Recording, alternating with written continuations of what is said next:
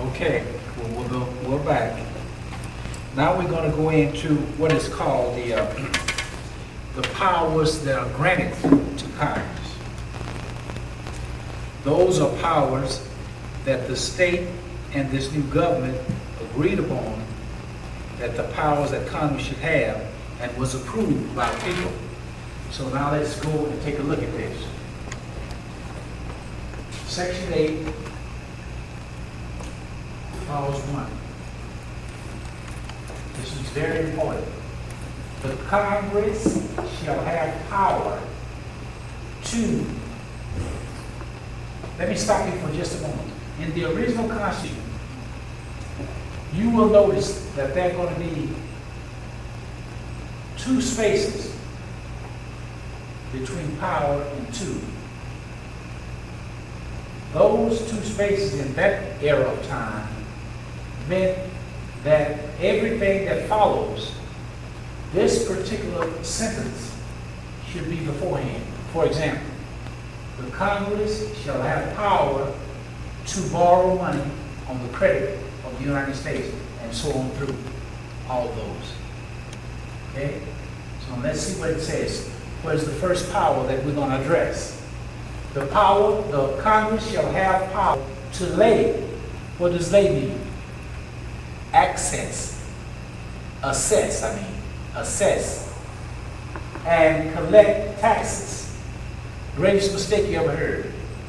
Duties, imports, and excise to pay the debts and provide for the common defense and general welfare, again, of the United States. You got that? Now you got, when you see these kind of words come up, it's really something. You stop and you pause. You pause and you all stop. A combination of these two. Now watch that. Where you got, watch what we the people have decided. Wrongly, I would think. The meantime, let's see, I want to show you something. Maybe you've heard it before. Let's see if you have. The Congress shall have power to lay and collect taxes, duties, imports, and excise to pay the debts and provide for the common and general welfare of the United States. We understand that. But, let me make it clear. But, here you are. But all duties, imports, and excise should be uniform throughout the United States. Can you see anybody? What this is just saying? That is something. It's years and years, you know. I just stumble up on it. Watch this, what you want to say. Go back, if you will, to Article 1, I think, Section 2, Clause 3 or something like that, or 1-3. Watch what we're going to say. Now watch what we're saying here. I'm telling you this, dear people, I'm giving Congress the right, it shall have powers to assess, and collect taxes. That's a myth. That's where you've been fooled with that. They talk about this amendment, but listen, see that? That's what people say. Oh, you hear some politicians. Oh, you see that? Collect taxes. That's why we get the power. What's wrong with it? I'm going to tell you right now. Watch. It said you can assess taxes, collect them, do this. Now, when we get down here, we're going to say, but. And we name all of these things, but we don't collect the taxes. You see the difference? It says, but all of these duties, import, and excise, which are up here, duties, import, excise, shall be uniform. Why didn't they have this up here? Because it's already been addressed. That's the first thing we talked about. Taxation without representation, we addressed the first thing. And we told you how we're going to do that. This one here is going to be uniform, and the other one is going to be what? Apportioned. Huh? These here are going to be taxed on manufactured goods, for example, and other things, you know, like you make whiskey. And with all these duties coming in, imports and these sort of things, say what other tax the government want to put on all of these things, and for license, corporations, and that sort of thing. Well, finally, we put a tax on it, but they all throughout the United States, even though I'm taxing these people of these items, they must be what? Uniform. See? Now, the other one, you got two types of tax. Direct and this one here, called indirect. Direct tax are going to the states, but they're going to be the same. What, you know, according to your representation. 32, you pay 32% of that $100,000. That's your bill. When we get here, every time you get involved in these things, you're going to pay the same. If it's 6% on whiskey in Texas, it's going to be 6% on whiskey in Louisiana. Uniform. You see the difference? That may be new, be not. But that's why it's already addressed. But most people are going to tell you, oh, they collect taxes. That's already been addressed. The first thing, because we were coming out under the power of taxation with no representation. Already addressed. First thing, because they were still mad about it. All right? Now, these other things will give you an idea of the other powers that was given to Congress. They to borrow money. And you look at these things, you know how I'm just inquisitive. You look at these things to do this, and all these little things just before, they're either like adjectives, adverbs, verb transit, you know, all these little words. Borrow, regulate, all through there. So, question?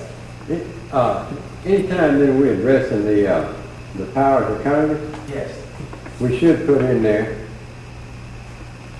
the Congress shall have power to lay and collect taxes, to borrow, then we should come down to the Article 2, the Congress should have power to borrow money. In Article 3, the Congress should have power to regulate commerce. That's exactly what it meant. They don't use it anymore. Yeah. And then the next one is, you know, the coin money, the Congress shall have, we should put the Congress shall have power too. That's why they left this space in here. Okay. To let you know. Okay, that yeah, this okay, I see it now, yeah. At prefix, Yeah. it's supposed to come in each one. Okay. So we should, anytime we're talking about this, we should say the Congress shall have power to That's borrow right. money, regulate That's commerce. right. That would explain it to you. That's just a something that I learned. I want to pass it on. Yeah. Okay. One other question, Doc. Okay, Jim. When we're talking about the United States, now this is with a big U. Yeah. So this is the corporate entity, correct? That's right. Which means it's the 10 square miles of Washington, D.C. they're talking about.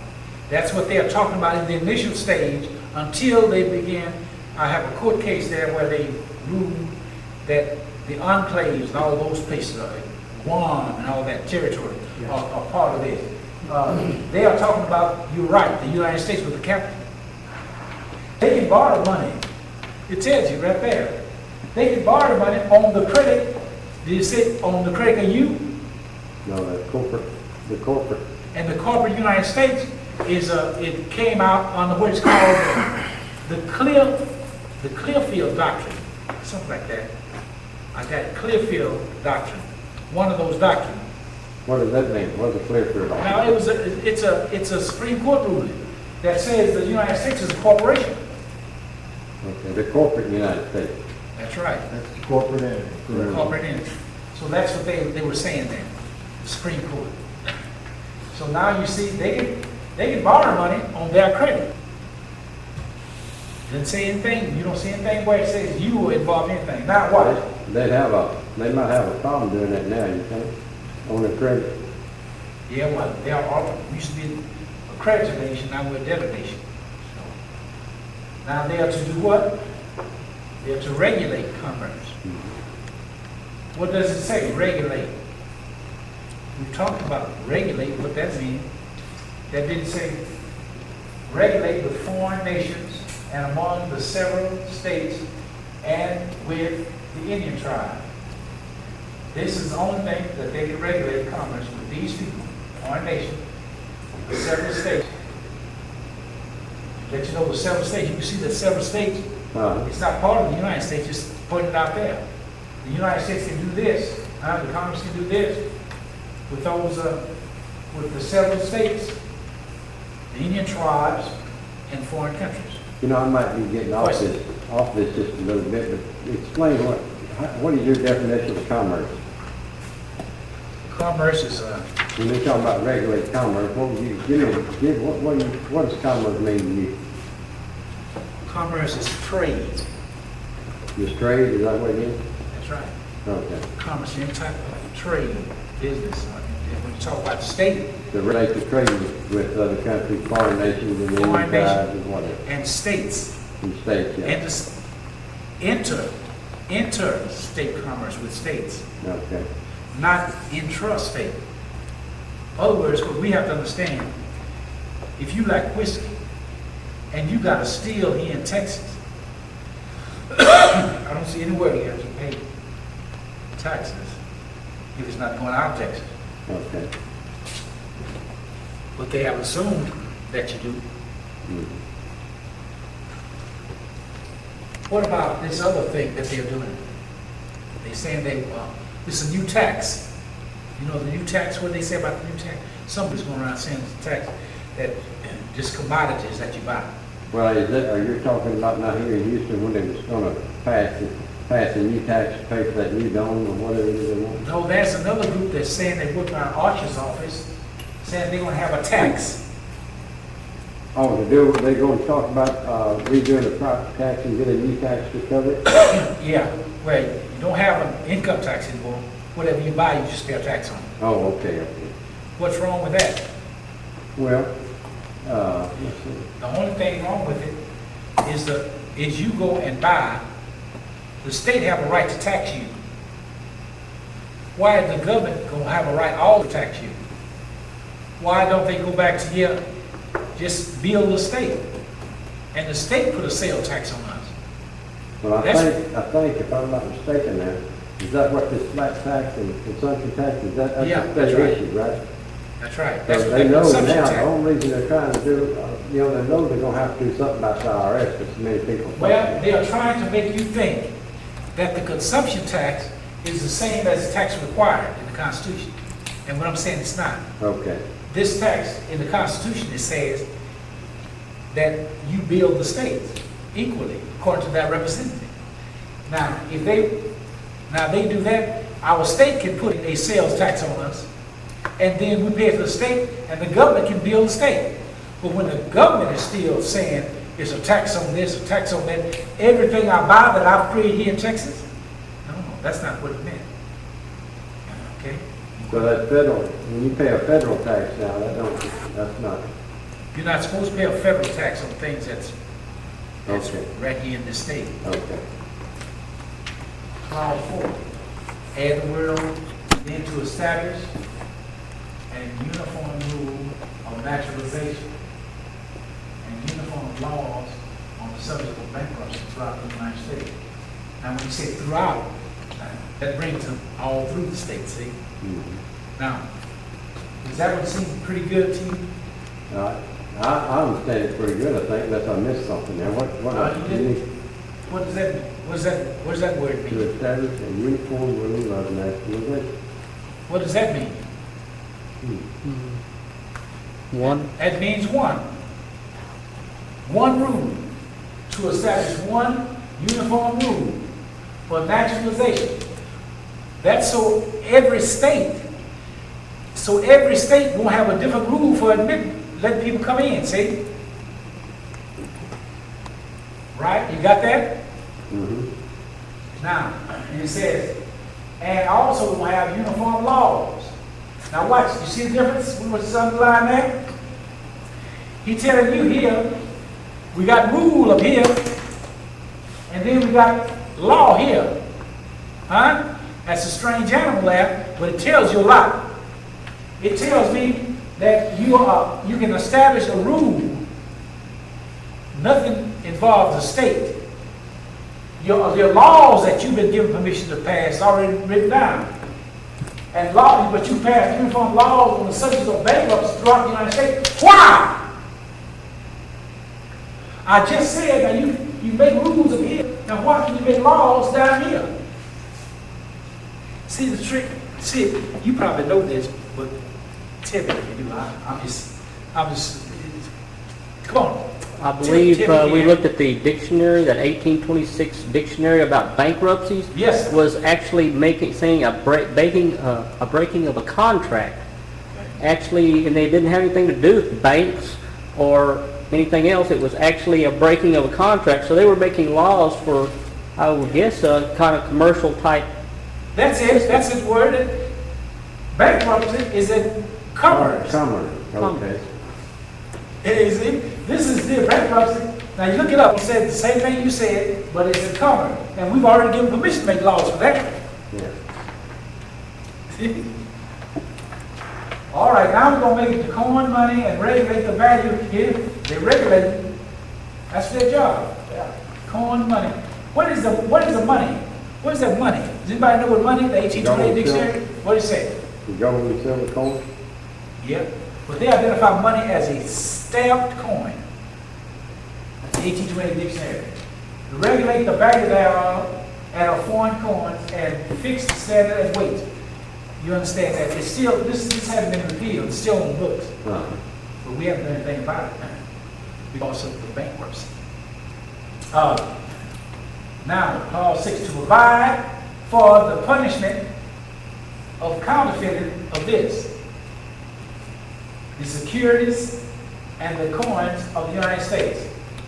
So they're still pretty much in order there. They haven't done anything to individual people. They haven't done anything. Everything here they've done. You made this Constitution to protect your rights, not give us rights. Yeah. I got constitutional rights.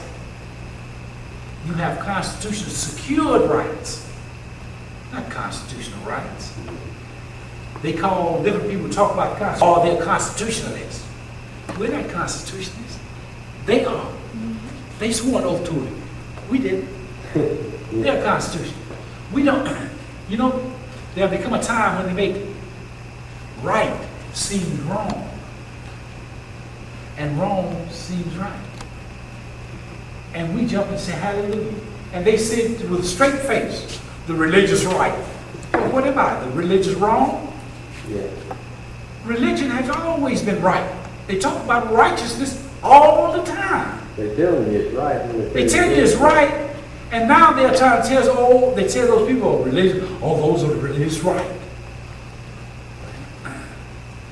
They have turned everything upside down and willing to get away with it. Are there any questions? Okay.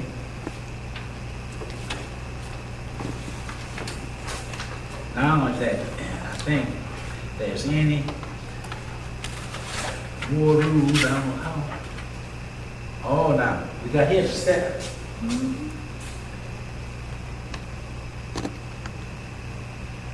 Now we got something. This is pretty clear. To establish post offices and post roads. Well, I smile. You know, I'll tell you, let me say this to you. Some of this stuff that we've been talking about for a while, it seems very easy to us. And you're going to get tired of telling it to people. But people don't know. This is a simple thing. You think the Bible hadn't been read, this little book hadn't been read. To understand it, you've read this thing, it's just hard. I'm telling you, each time I read, I can write a book on any word up here. But anyway, I just don't want to be carried away. To establish post offices and post roads. What are post roads?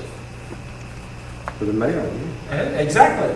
It's plain as day. Yeah. It didn't say you're supposed to spend no money for your highways in Texas. They take $85 million or $100 million from you and send you $20 million back and say they help you. Somebody's in on this game. Something ain't right, is it? Something. You know, I'm not right, but that's they always gonna say that. Tell them that I'm not right. Now, when you're talking about, right now, let me say Okay. something, young man. When you just said that they take $100 million from us. Yeah. See, what we do now, let me clarify something. Well, we're supposed to send them X amount of dollars, which is supposed to be uniform throughout, okay, the United States.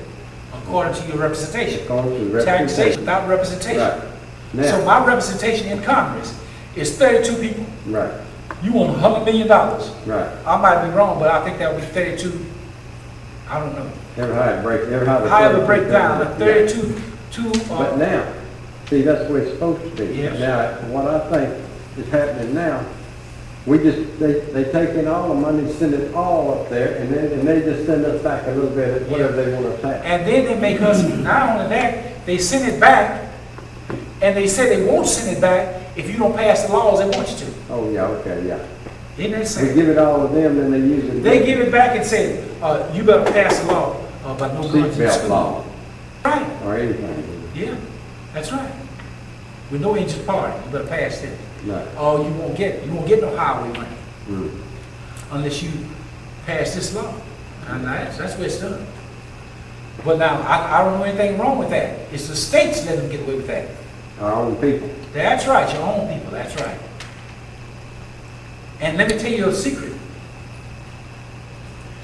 If any person, here Jimmy, that will take the time and organize and say, and Ken probably you too, and just say and send out and say this, we want to start a network where all the people who are not giving the other side a fair shake and tainting the news, we want to be able to send a letter to those sponsors and let them know if we don't start getting a fair shot, all the people in our network are going to begin to boycott your food.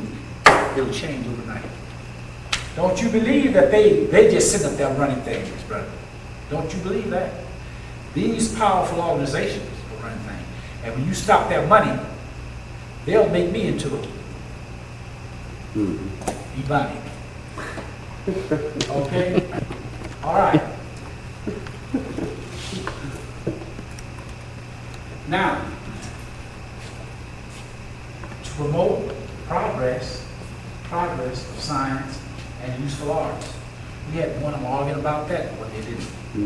That art thing, sad. By securing for a limited time authors and inventors the exclusive right to their respective writings and discoveries. Who do you think put this in the Constitution? When I tell you, you're going to say, oh, that makes sense. Someone that's the author or an inventor. Webster. No, Webster. Yeah. All right? Now, here we are. This is a beautiful one. Watch this. To constitute tribunals inferior to the Supreme Court. What is this?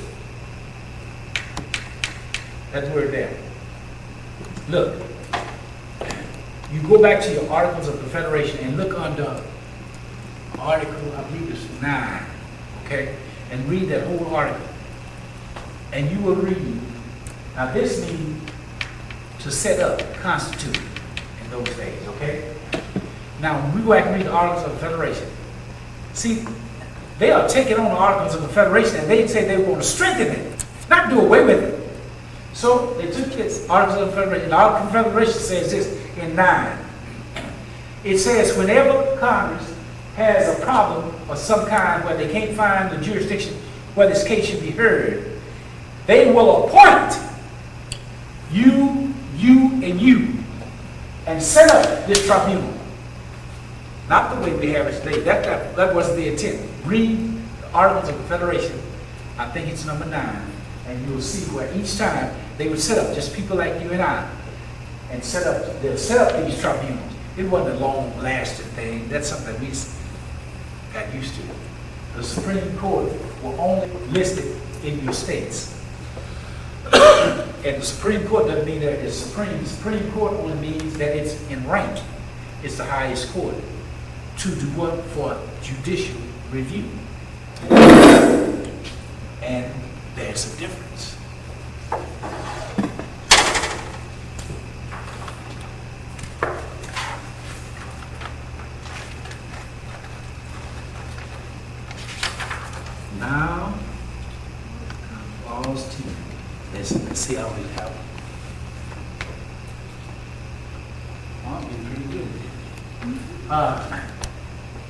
to define the Congress shall have power to define and punish piracy and felonies committed on the high seas and offenses against the laws of the nation. That's not so hard. Is that, look, is that so hard to understand? Here, that's what you do. Felonies that's committed on the high sea. That's an admiralty court and the laws of nations. That's admiralty. Now, does that mean all admiralty laws come under the laws of nations? All admiralty. Admiralty comes under the laws of not necessarily nations. All your borders on the ocean. All that Galveston border. And all out there in the water. Outside the 3 mile limit, 12 mile. Something like that, might yeah. be? Yeah. Okay. Yeah, that's right. All they need. Or does it stop, what I mean, is that the reason they have a 12 mile limit, a 3 mile limit, depending on what state you're in? I guess so. I'm not very, I'm Okay. not. But it don't mean the shoreline then? No. You know, if you read part of the Federalist Papers, you'll see where it says the tax collector shall be busy, particularly on the shorelines. Okay, Okay? all right. That's in your Federalist paper. And I don't have the number there. But these are the things that the Congress can do. And they can, look here, they can punish those people. Not you, we're talking these piracy people on the ships at sea. Okay, Article 11. Now we get down to something that I call differently from some other people, friends of mine. It's called the war powers. 11 through 16. It's called the war powers. Now, it says here that they can declare war, grant letters of marque and reprisal, and make rules concerning captures on the land and water. Any captures, that's when we're going to war. We can make captures on anywhere, land or water. These letters of marque and capture the reprisal of the enemy. These letters of marque are for example, if I got a private ship and I'm fighting, you're fighting a war, all right, with let's say Louisiana, and you can hire me as a mercenary, I guess, and give me a letter to let them know that I am to be respected as a soldier for the United States. And I can capture the reprisals and do all the things that any other naval ship can do. Okay? Now then, let's see what it says. Now, we still, remember I said that this is going to be like the war powers. See, it says again, to raise and support armies, but no appropriation of money to that use shall be for longer than 2 years. That's pretty well explained to it. That make sense to you? Well, is that, They didn't understand. is that the reason when the military drafted you just for 2 years? That was one of the reasons earlier. That's exactly right. When they were drafting, don't draft. Yeah. They don't draft because Well, actually, But they could draft, but they could draft before now after they did the third, well, I won't get into that. Okay, go ahead. Jim. yeah, that's all right. Jim, actually, when they talk about there being a no standing army no longer than 2 years, we went quite. As a matter of fact, we have gone for years and years and years with a standing army. yeah, that's right. That's right. So right now, in reality, the army that we have in effect is unconstitutional. That's right. Exactly. Exactly. That's right. That's a good point. Now watch this. Watch this word right here. Appropriation. What does that mean in layman's terms so we can understand it? It means, like they use the word now, earmarked. The money has to be earmarked for a certain purpose. When you see that word there, appropriation. Now look, appropriation only can be done on an annual basis. That's just food for thought. Only on an annual basis. Nothing is appropriated longer. They don't have permission to do that, other than on an annual basis. So don't let anything anybody tell you about that. Social Now, Security. does that mean any kind of contract with the government is only a one-year time? It has to be renewed every No, year? I didn't say nothing about the contract. Okay. I Well, got a whole dissertation on those contracts that you talking about. what I meant, that's probably the wrong word. That's all right. Say if you're getting let me rephrase this. Okay. Or say we're getting a benefit Yes, sir. from the government. Social Security. All right, that's good, Social Security. All right. Now, you trying to tell me now every year that thing has to be negotiated? Yes, sir. That is the law. So when you've been told that, it's put back over here. You've been told that is not true. Appropriated every year. I just heard the man So they can say shut it that, on television. they can shut your Social Security off anytime because there ain't no money. Yes, sir, brother. It's not no guarantee. It can be shut off from year to year. It's only guaranteed to you for 1 year. Now, Read the law. Read the law for appropriation, and it has to be done. Now, there have been cases where they make a contract like that with somebody. They can make the contract, but if Congress don't appropriate it, there has been cases where the contract is at a loss. let me ask you something. That brings up another question. All right?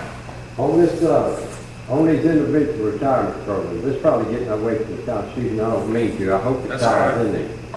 But on these individual retirement programs, IRA, 401ks, is that also, that don't have anything, does that money have to be appropriated every year? Everything that the government does has to be appropriated every year. Okay. The president hasn't sent out his budget yet for this year. Hey, All right, they'll wait for his budget. Now, what you're trying to say, what we're talking about is they can shut them off anytime they want to. Is that not correct? Anything that the Congress give you can be taken away. All right. Okay. So all the individual retirement programs, In the if there's morning. no money appropriated, That's right. Anything if we're a bankrupt nation, that Congress give you can be taken away. I won't get into it. I won't try to. Now let's look at clause 12.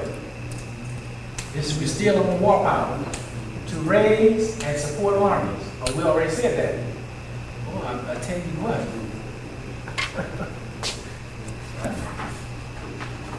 I thought I was really going ahead there.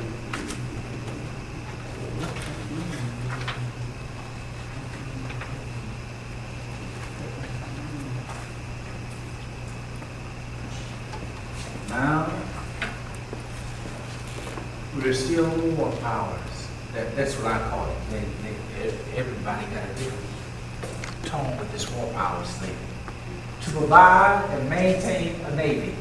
Is that right? Yeah. Okay, that's the constitutional defense for this nation, Yes, that's right. is the Navy. That's right. Not the Army, not the Marines, and not the Air Force. That's right. That's it. That's it. Good point. To make rules for the government and regulation of the land and naval forces.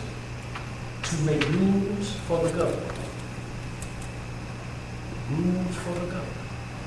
And that's what they're doing up there. And they're telling you it's amendments. And you accept it. If I can make you think that the rules that I'm making for the government that I control is part of it, then I can also make you believe that you are captured in that rule-making process. Rules for the government and regulation for the land and naval forces. That's the rules and regulations for those people. They can do anything they want to. Once you become part of them, they can rule you as they please. Same way like Washington, D.C.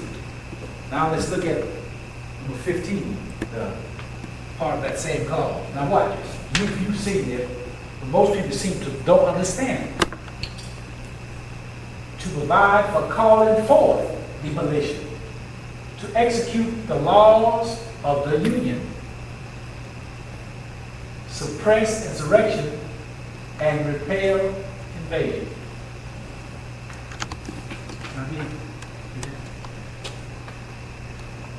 Why is that? Like the telephone man, that clear? He's Yeah. telling you here. If they're talking about no such thing as a militia, then what does it say there? Are you crazy? I mean, am I not being very clear? To provide for calling forth the militia to execute the laws of the Union, come ready, men and man, and bring your gun with you. The Union suppress insurrection and repel invasion. That's what that said. Now, on that word insurrection, how would you define insurrection? See, anybody want to try that? Insurrection. That's things that happen. Within- Riots. Within your state? Yeah. Okay. Those are riots, you know. Uh-huh. Yeah. I think I'm right. Riots or anything that you perceive as disturbance. Okay. All right. Now, we're still on the last one now, the war powers. Watch. To provide for organizing armies and discipline the militia when and for governing such parts of them as may be employed in the service of the United States. These things, they praise the militia. They can be brought under their control when they are called into service of the United States. Call this Texas militia in, and then fine. They follow it. Now, where is this all about the militia? And we're accepting this. So somebody, maybe I'm. Now what? And watch what it says here. Reserving to the states, respectively, the appointment of the officers and the authority of training the militia according to the discipline prescribed by Congress. That's very clear. Yeah, it is. Now, I said appoint officers. What does that mean? What does that mean, appoint officers? Let me see what it means. Let me see what it might mean to some of us. Here, see if this makes any sense to you. I want to just read something anymore. An enlisted man, this is his oath when he goes to the service. He says, I do solemnly swear or affirm that I will support and defend the Constitution of the United States against all enemies, foreign and domestic, that I will bear true faith and allegiance to the same, and that I will obey the orders of the President of the United States and the orders of the officers appointed over me according to the regulations and uniform code of military justice, so help me God. Doesn't seem like much. Now, let's see what the officers, what their pledge says. It says, I have been appointed, officer's rank, to this military name of the military branch of the United States. Do solemnly swear or affirm that I will support and defend the Constitution of the United States against all enemies, foreign and domestic, that I will bear true faith and allegiance to the same, that I take this obligation freely without any mental reservation or purpose or evasion, and that I will faithfully discharge the duties of the office on which I'm about to enter. So help me God. Difference? Huh? Did you see any difference? Huh? Didn't say foreign and domestic there, did it? No. Did you see any difference? Yeah. It didn't say that I will obey the president. I, as an officer, my allegiance still holds where? To the state. Huh? If they knew that, then they could, you understand me? Yeah. That's why I don't want you to have this thing that's called this. Because your power, you see the power that you have? Yeah. You can tell these officers what to do, but you can't get where these enlisted men, but these officers, they're the ones in control. So I need to do away with that. You see the trick? Yeah. Got to make them sound look bad. They're dangerous. Well, Doc, also, I think the Uniform Code of Military Justice And I don't have the number exactly where it's found. It goes on to further define the militia. Oh, Do you have that number, or? No? But it Oh, does. yeah. With the age and so forth? That's correct. It tells, every able-bodied, Yeah, I remember reading that someplace. yeah, I have it somewhere in here. From 17 to 45. 17 to 45. Uh-huh. And then you got prior Yeah, service and into then- 65 or whatever. Yeah. Now, then there's an exception to that rule that says that, if you have the prior service, then Oh, you're I see. extended to age 65. Yeah, I remember reading that, but I just can't remember where it was, but Yeah. I remember that. Yeah, it tells the difference between the organized militia and the unorganized militia, which the unorganized militia is every able-bodied person between these ages that they're talking about. Okay. And I don't think it's specified sex, it could be men and women. I believe it says person, not man. I believe that's what it That's says. a good point. I remember reading. I'll have to bring a copy of that Okay. so we can All add right. it to this tape. Now then, we're coming here now we're through with the war powers. Now we're coming to the conclusion here of what, well, I guess I can always say, I like the telephone man says, can I be any clearer? Is Congress to exercise exclusive legislation, lawmaking powers in all cases whatsoever. The exclusive. Now, they didn't say anything about making no laws for you. They said exclusive in all cases over such district, not exceeding the 10 mile square, Washington, D.C., as may be given from a particular state. That's given to you and approved to you by the legislatures of these states. And the acceptance of Congress. Then that shall become the seat of the government of the United States. And to exercise like authority, same thing, you make laws where? Over all places purchased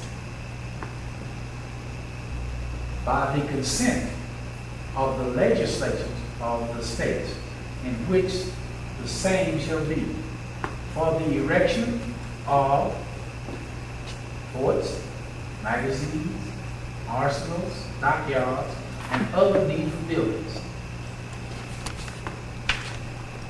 Now, I don't know what else I can say. You're going to have the authority. Let me tell you a case that I have seen by Larry Bickron. He has done a study complete of cases.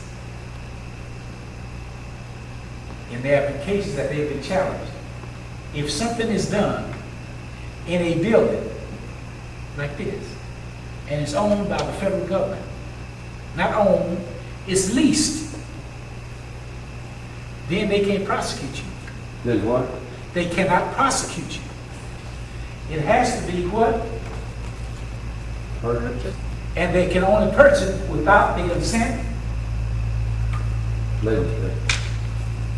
There is nothing that they can rule in your state unless it's been sold to them with the consent of your legislature. And that's state legislature. That's right. Yeah, Whenever you see that legislature, it's referring to the state. okay. All right. Okay? And for all this, for needful buildings and all these things, I don't know what the other things are, but that is all right.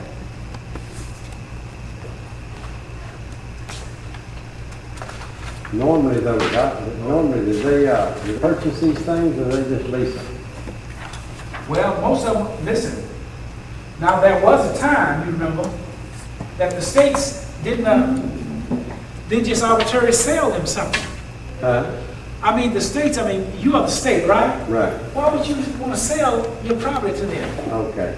The government wasn't created to own property for their enjoyment of any kind. Well, let me, I'm leading up, now, on this, these parks, The what now? Yellowstone, these parks. Parks. Parks. Yeah. They call them federal parks, Yellowstone, that Yeah. they're selling to these foreign countries. Yeah, Now, did they purchase the parks or did they just lease them? I don't know, they may have. Or- They may have sold them to them, but I don't know about selling them, Okay. selling it to somebody else yet. All right, I might get to that, but okay. I think, you know, I won't pass it, I won't come. but that's all right.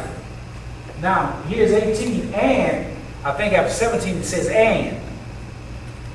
To make all laws, here we are again, we're going to make all laws which shall be necessary and proper for the carrying into execution the foregoing powers. The powers up above, we're going to let you make laws for carrying those necessary and proper for the carrying the foregoing powers, and all other powers vested. There are some others in there that's vested, fixed by this Constitution, by the Constitution, in the government of the United States, or in any department or officer thereof. You got that? Let me see. I wanted to read you something, if I may. I found it in Federalist Papers number 33, Barbara. Let me see what it says. Somebody asked me about necessary and proper. Now listen to what it says. It may make sense to you if it's explained to you. What is a power but the ability or faculty of doing a thing? We're talking about these powers now. What is the ability to do a thing but the power? Employing the means necessary to its execution. You have the power, but you have to employ the necessary means to do the things that the power that was given. What then is a legislative power but a power of what? Making laws. What is the power of laying and collecting taxes but a legislative power or power of making laws to lay and collect taxes? What are the proper means of executing such a power but necessary? What are the proper means? Only the powers that will be necessary and proper. Then it's true that a power to lay and collect taxes must be a power to pass all laws that are necessary and proper for the execution of that power. Truth is, in the execution of that power, pass all laws necessary and proper to carry it into effect. If the government overpass the bounds of its authority and make tyrannical use of those powers, the people whose creature it is must appeal to the standards they have forged and take the steps to redress the injuries that's been done to the Constitution. I don't know if that makes sense, but a lot of people have asked me what's necessary and proper. What is, I think it's saying what is proper is spelled out here in their law-making powers. Now, how are they going to do it? That which is necessary, and the only necessary means they have to operate, only thing we said they can do is make laws. And so the only thing that's necessary and proper would be making laws to carry out the rules that we said they could do. If that makes a little sense. Okay? The only thing vested in it, man, but All right. Let's take a break and hold your point. Okay. We'll be right back.